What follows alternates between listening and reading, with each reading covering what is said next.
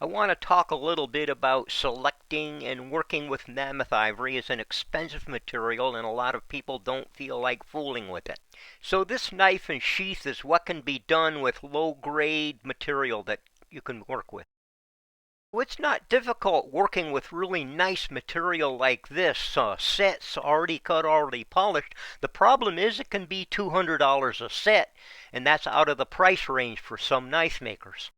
So this material is thousands of years old. It very rarely comes complete, perfect. It's usually got some difficulties of some kind. So 90% of the ivory found is not workable as it is and needs to be treated, and that's why I'm trying to promote buying material that you can fool with and make workable. So this is a typical tusk I find. You can see how cracked and broken it is. And these would be the typical pieces and scraps that I would come up with that don't cost as much as the finished scales. Material like this can be bought and worked with for $20 a pound instead of $20 an ounce. This is the end product made from layered scraps like I just showed you to show what the finished product can look like. I have other videos showing how that's done. This is a repair job. See the crack by that rivet there in the ivory. It isn't necessary to toss the entire handle out.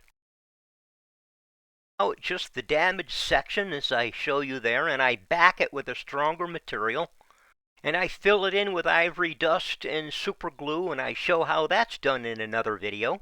And sometimes I have to be adaptable. I change my mind. I don't like the way this is going to come out, so I chose another piece of scrap, made a copy, and this has already got a bunch of wrinkles and crackly look to it, so that will blend in with any potential errors. Shows how I started getting that repair piece, and gall darn it, if you wouldn't know it, I cut it wrong. Just showing that you don't have to be an expert, and you can get it wrong, and you can still fix it. So this shows better from the back, the piece that I had to add to make it right, and the other side, the front, you can see I haven't even sanded it yet, and already it blends in. Both sides so they match, and you could see here it's roughed out.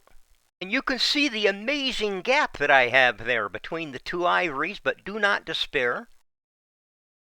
I fill that in with turquoise, and I still have a little gap, so I fill it in with some turquoise dust and polish it. These are some shots of what the final product looks like, both sides done. It's not perfect, but it's a nice product. I'm happy with it. The thing is, I didn't have to throw it away. It's workable, it's sellable, it's not going to be #1 grade, but it isn't a ruined knife. And here I am filling in a huge crack with different kinds of glues, and it looks pretty ugly right now. So this is what the finished back looks like, and this is what the finished end looks like, and this is what the top of the finished product looks like. And one of the beauties of this is it's almost a pound. It's 6 inches by 4 inches. So suitable for pistol grips, perhaps. Maybe not high-end, but certainly $200 or $300. And this is showing what a repaired mammoth tooth slice can look like. That was 6 different pieces when I started. And this set is $5 a pound garbage, half of it's resin. This was a nice piece, but too much curve, so I put it in some clamps with boards, and I keep clamping it down until it's flat, and if it cracks like this, so what? I fix it, and if it cracks again, I fix it again. You can see all the pieces I'm working on that I'm straightening out. It might take a week of clamping. This is a finished knife made from some of that warped material, and all of these knives are made from this warped product. And some of the curved ivory you can see I choose for my sheaths. And I'm a fossil dealer who finds my own material, uses it myself, restores it, and I can sell you $200 a set knife scales, but I would like to encourage people to get some lower end material and maybe even buy some $5 a pound, buy a couple of pounds, play around with it and learn.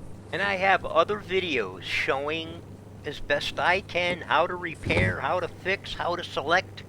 And there's knowledge out there on the internet. And I'm just trying to encourage people who want to try ivory to go ahead and go for it. It's possible to work it. It doesn't take tons of knowledge. And good luck to you.